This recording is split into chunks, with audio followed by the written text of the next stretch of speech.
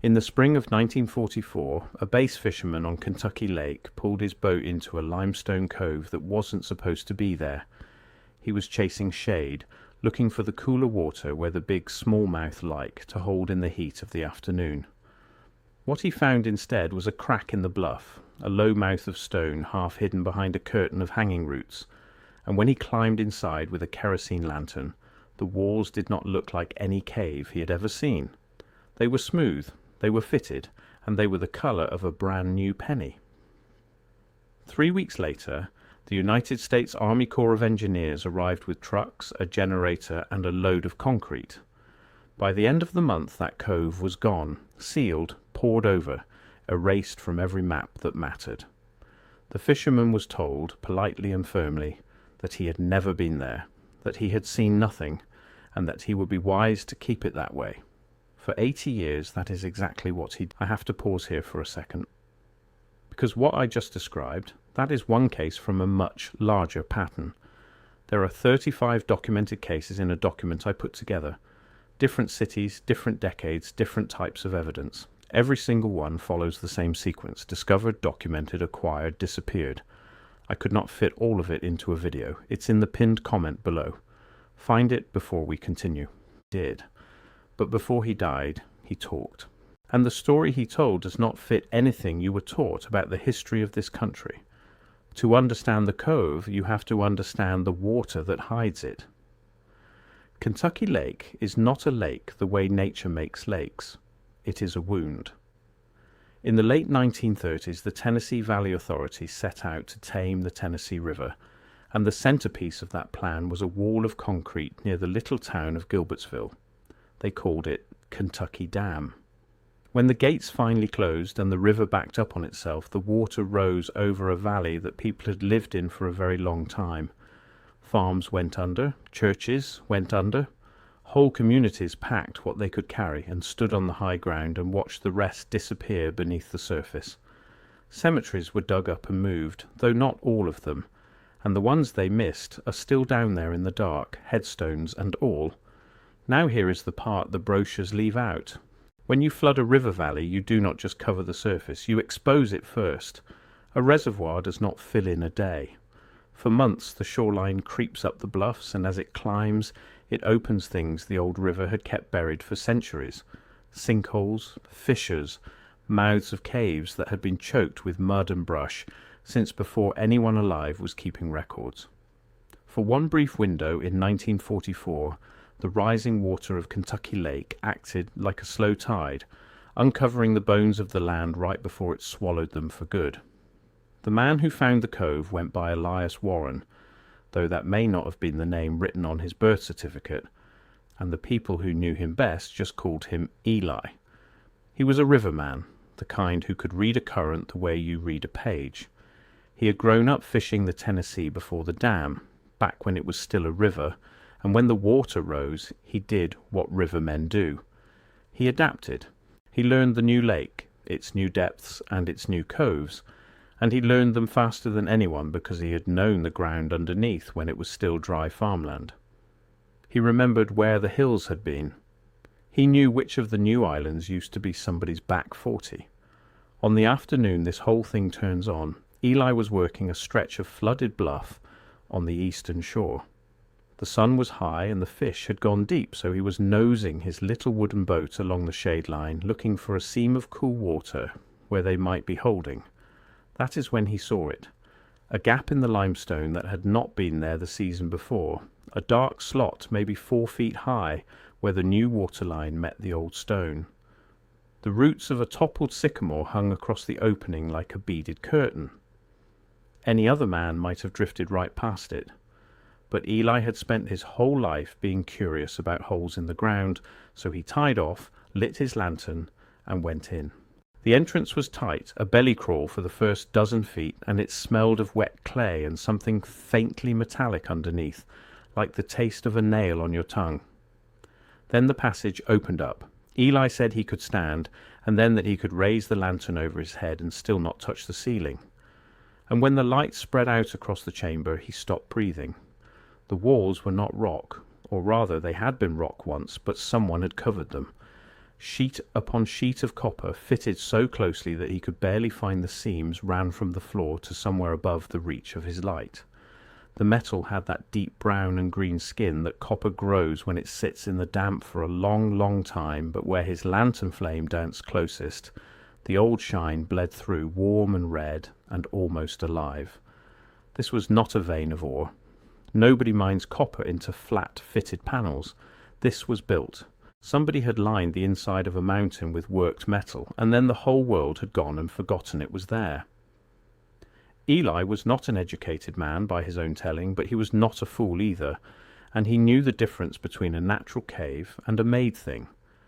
He described the chamber as roughly round, with the panels curving inward to meet somewhere overhead, so that standing in the centre felt like standing inside a great copper drum. There were channels cut into the floor, shallow grooves that ran from the base of the walls toward a low circular basin in the middle of the room, dry now but stained dark, as if something had once pooled and dried there over and over again. And set into the copper at regular intervals about chest high were fittings. He called them sockets, round mounts of a paler metal, each one ringed by a faint scorch, as though something had once burned there or carried a charge. He did not stay long. He would say later that the air felt wrong, that his lantern flame leaned and guttered, even though he could feel no draught on his face, and that the hair on his forearm stood straight up the way it does in the seconds before lightning strikes close. He grabbed the one loose thing he could find, a curved fragment of copper about the size of his palm that had worked free from a seam, and he got out of there. He rowed home fast, faster than the fish were worth, and that night, for reasons he could never quite put into words, he did not tell a single soul. For 3 weeks the copper fragment sat in a coffee tin on Eli's shelf, and for 3 weeks he tried to talk himself out of going back. But a thing like that does not leave a man alone.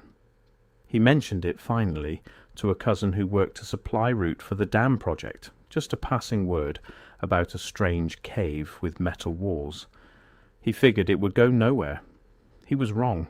Within days the cousin was pulled off his route with no explanation, and men Eli had never laid eyes on were down at the docks asking around about a fisherman who had been poking his nose into the bluffs. The Army Corps of Engineers did not come with questions, they came with equipment. According to the account Eli gave near the end of his life, a convoy rolled down to that stretch of shore with a barge, a generator, and enough concrete to close a bank vault twice over. They roped off the water, they ran men in and out of the cove for 2 solid days, and whatever they carried out under tarps at night, without a word to anyone watching from the far bank. Then they poured. They filled the mouth of the cave with concrete, backed it with piled rock, and let the rising lake do the rest of the work for them. By the time Kentucky Lake reached its full pool, the cove was 30 feet under and buried behind a plug of solid stone. On the new maps, that stretch of shoreline was just shoreline. The gap had simply never existed. Then they came for Eli. 2 men, government by the cut of their coats, sat down in his kitchen and explained the situation in the flat, patient voice that powerful people use when they are not really asking you anything. There was a war on, they reminded him. Copper was a war material, one of the most controlled substances in the whole country. Every pound of it was counted, rationed, spoken for, needed for shells and wire and the machinery of victory overseas. What he had stumbled into was a matter of national security, and national security meant plainly that he had found nothing at all. They took the fragment out of the coffee tin, they took his cousin's job for good measure, and they left him with the clear understanding that a man who went around talking about copper caves in the middle of a world war might soon find himself explaining that talk to people far less polite than the 2 sitting at his table. What happened to the cousin is its own small cold footnote to all of it. The man who had carried a passing word about a metal cave up the supply line was not simply let go from his job. Within the month he had moved his whole family clear out of the county, and the few times Eli tried to reach him afterward, The letters came back unopened and unmarked. In a river town where everybody knew everybody's business going back 3 generations, a family pulling up stakes and vanishing overnight was the kind of thing people chewed over for years at the feed store. But nobody chewed over this one. It was as though a hand had reached down and smoothed the surface of the water right over the spot where they used to be. And Eli finally understood the lesson the 2 men in his kitchen had really come to teach. It had never only been about one fisherman learning to keep quiet. It was a demonstration, staged for an audience of exactly one, of how completely a person and everything attached to them could be lifted out of a place and out of the record, cleanly, without a struggle, and with not one soul left behind willing to say their name out loud. You can read that story 2 different ways, and this is where it starts to get interesting. The plain reading is then in 1944, with the country literally stripping the copper out of its own pennies for the war effort. The government simply seized a rich and unusual deposit of metal and slapped a security lid on the whole business. That is not even hard to believe. It happened all the time. But it does not explain the concrete. You do not pour a vault door over a copper mine. You dig a copper mine. You do not take the single most valuable industrial metal of the war years and bury it under 30 feet of water and a plug of rock so that no one can ever reach it again. Not unless the point was never the copper in the first place. Not unless the point was to make certain that no one would ever stand inside that chamber again and ask the same question Eli had asked in the lantern light.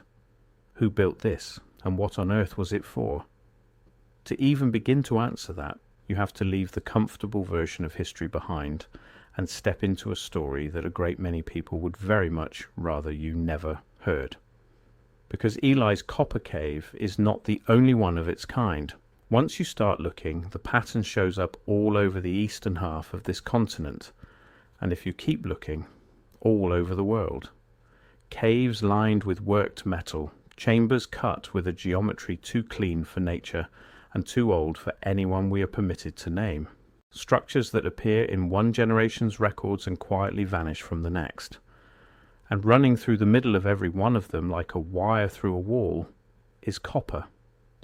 There is an idea far older than the internet that spread it, that the world we live in now is not the first world, that before the century of coal smoke and oil derricks and the metered electric bill, there was an older order, one that ran not on burning things out of the ground, but on drawing power straight out of the air itself.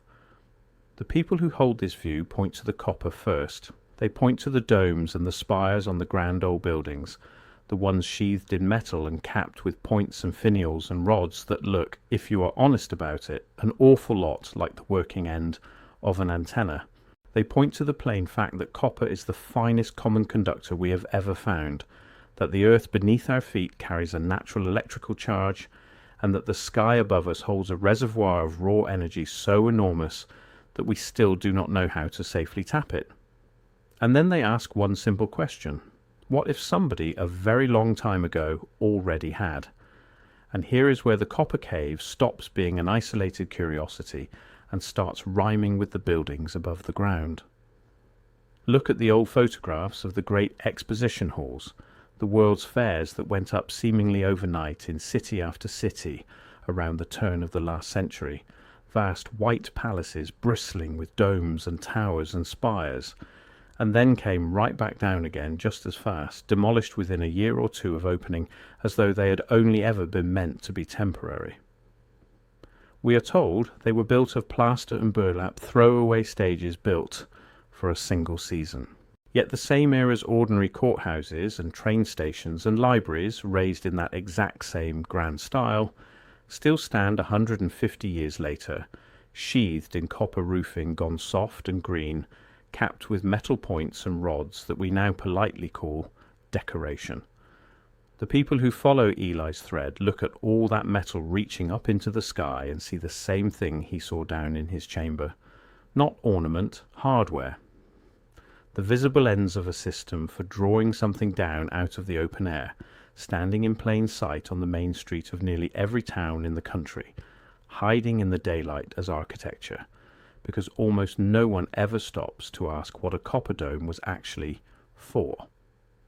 Look again at what Eli described, and it stops sounding like a cave and starts sounding like a machine. Before I go further, that document in the pinned comment. If you have not found it yet, go there now, because everything I cover in these videos is one piece of a pattern that only becomes visible when you see all 35 cases together. The document shows you the full pattern. What I can show you here is the surface.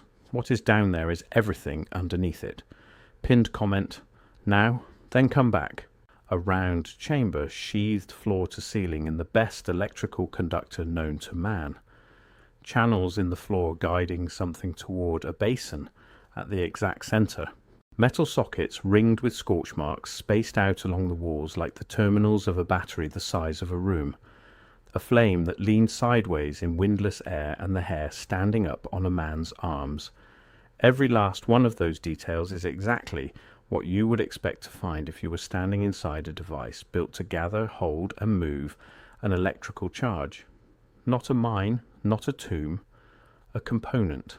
One single node in a network that once threaded through the ground beneath a world we have all been assured never existed at all.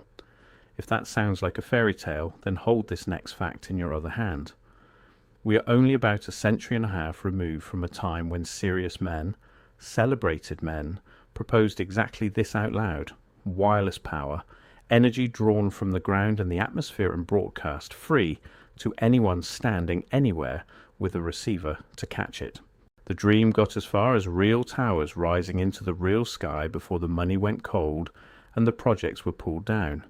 And the official story we inherited is that it simply did not work, that it was a beautiful idea that ran into hard physics and lost. But the men who chased that dream were not cranks in a shed. They were some of the same minds who gave us the alternating current humming through your walls at this very moment. And the reason we are always handed for why the free version of that dream died is not physics, it is money. Free power falling out of the sky cannot be metered. It cannot be sold. And you cannot build an economy on something that no one has to pay for. And that, right there, is the thread that ties one fisherman's copper cave to the thing you were actually promised at the start of all this.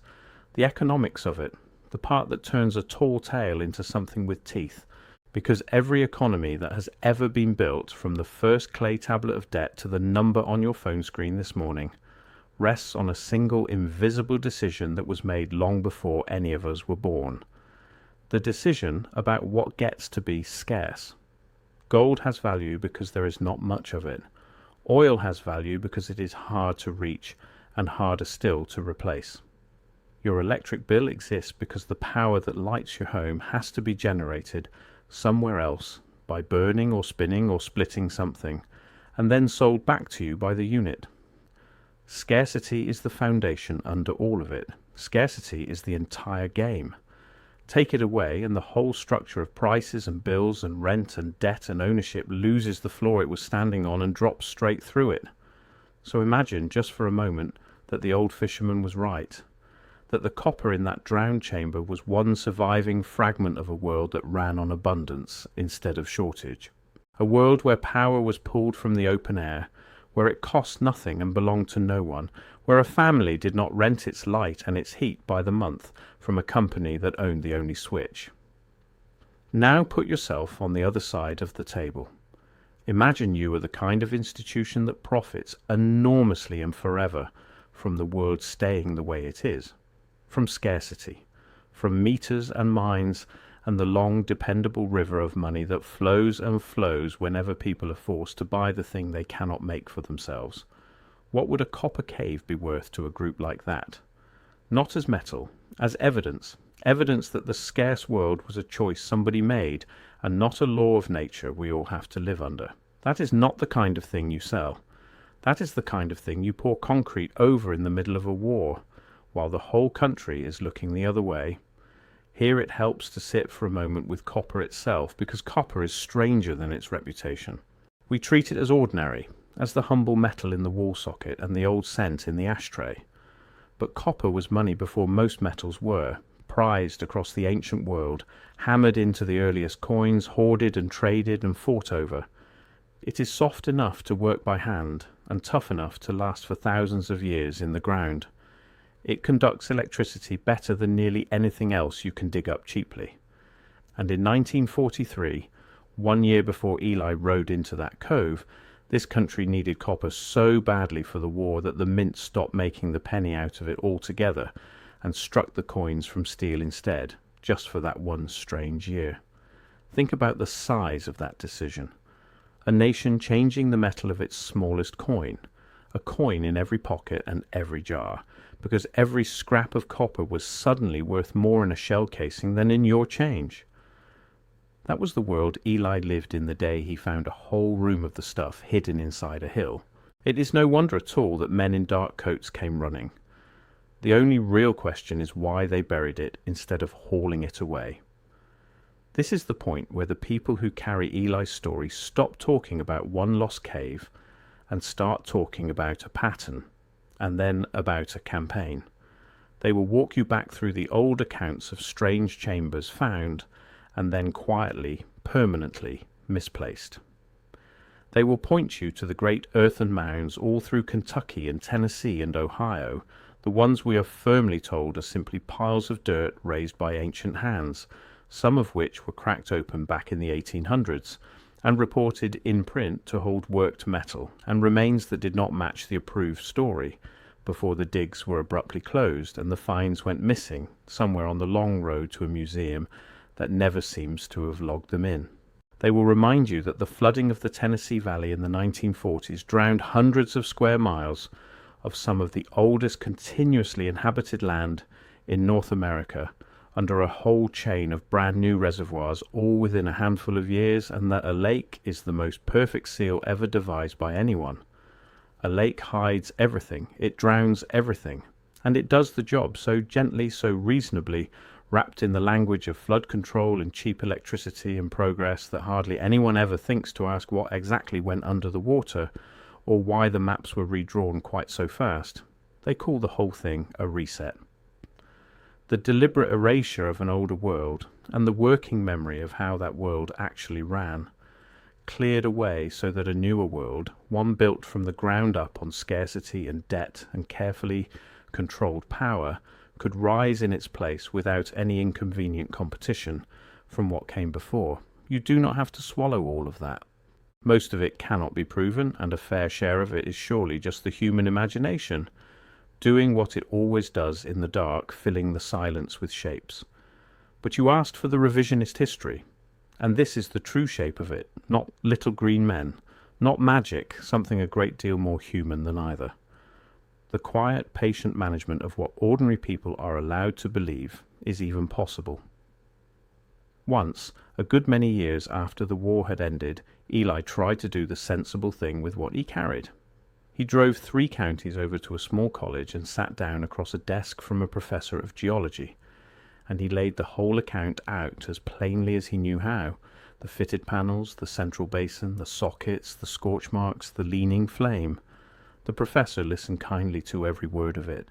Then he explained, in the gentle voice a man reserves for small children and the very old, that native copper does sometimes sheet itself across the walls of a cave, that lantern light plays cruel tricks on tired eyes in the dark, and that the Corps had sealed unstable cave mouths all along that shoreline as a simple matter of routine.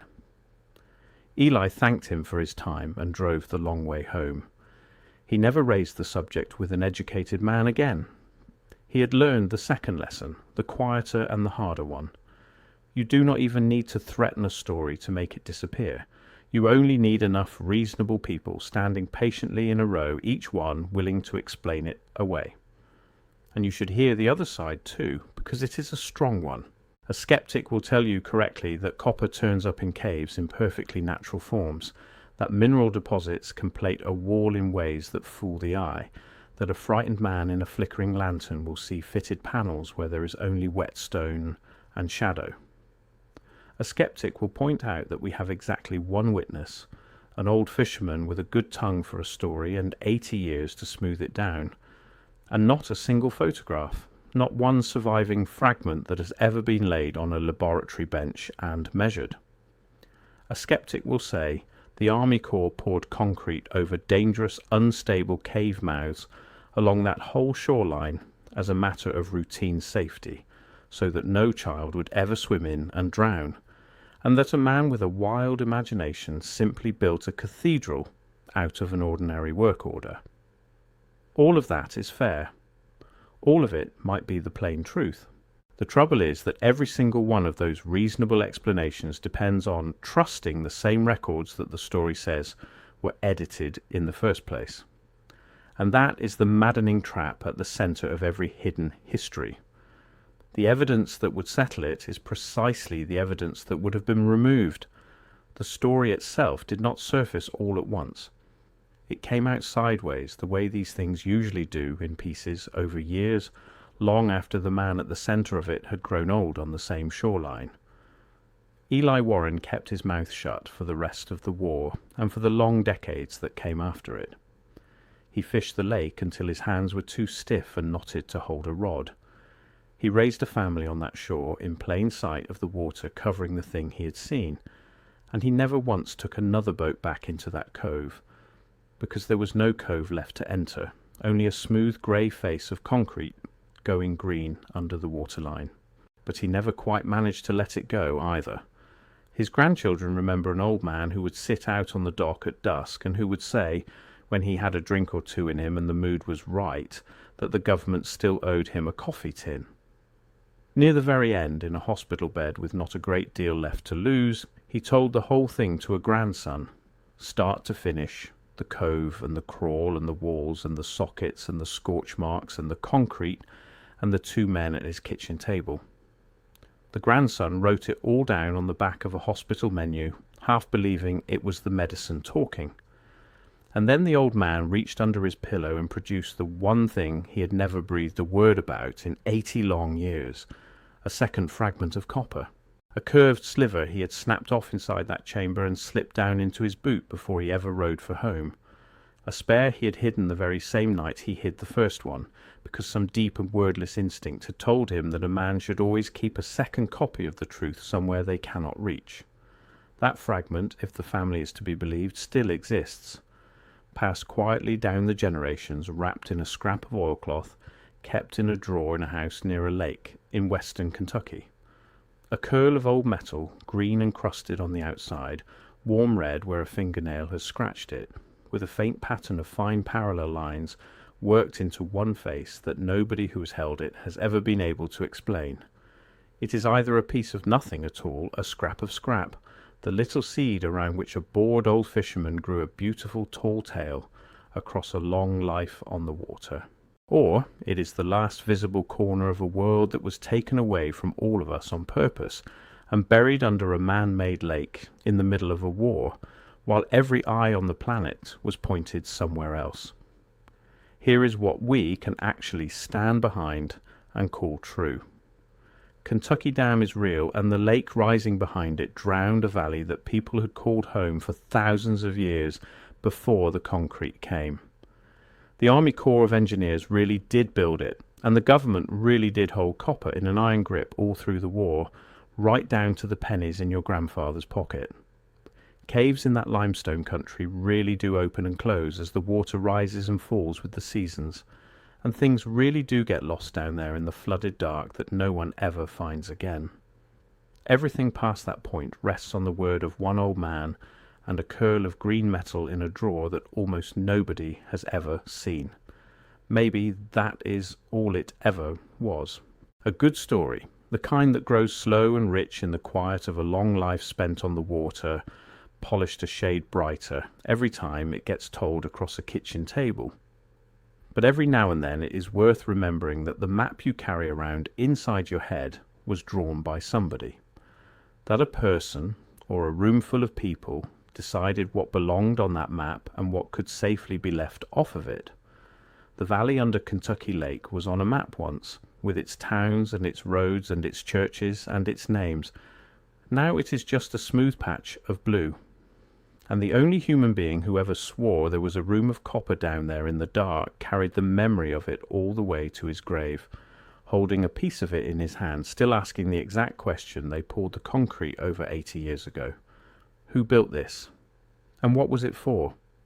The water has not given up its answer yet.